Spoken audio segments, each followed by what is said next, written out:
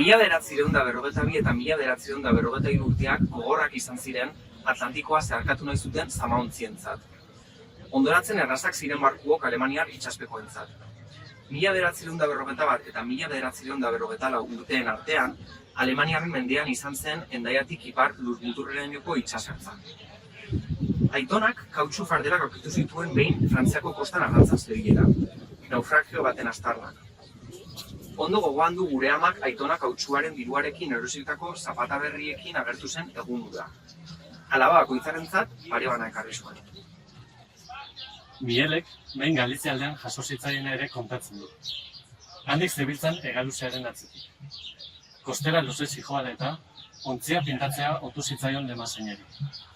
Ontzia jaso egin zuten lehorrera, eta pintatzen hasi ziren, marinelak berak. Sekulako ikusmina sortu zuen horrek. Egunero, jendetza aurreratzen zitzaien itsasontzia ikustera. Haiek ez zuten ulertzen zergaitik. Azken batean, bajurako ontzi bat besterik etzen, Galizian zeudenen antzekoa. Geroxeago argitu zen kontua. Zabalduta zegoen, paraje haietan, euskal barkoek kristaleskoa zutela azpia, eta horrexegatik arrantzatzen zutela horren beste. Kristalesko azpi hori ikustera zijoan jendea.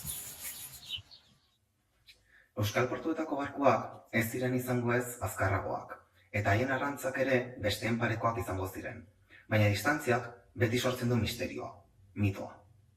Miel, herrira iritsi zeneko urteietako giroa ere badator zintan. Argirik ez zegoela herrian, goizeko ordu txikietan iratzartzen zituztela etxerik etxe joaten ziren seineruek, eta handik gutxira trasko hotsa baino ez zela entzuten kalean. Egurrezko oinetako ura jantzen zuten bakarrik, itsasoan aldiz, ortozik ibiltzen ziren, jaiegunetan, abarketak.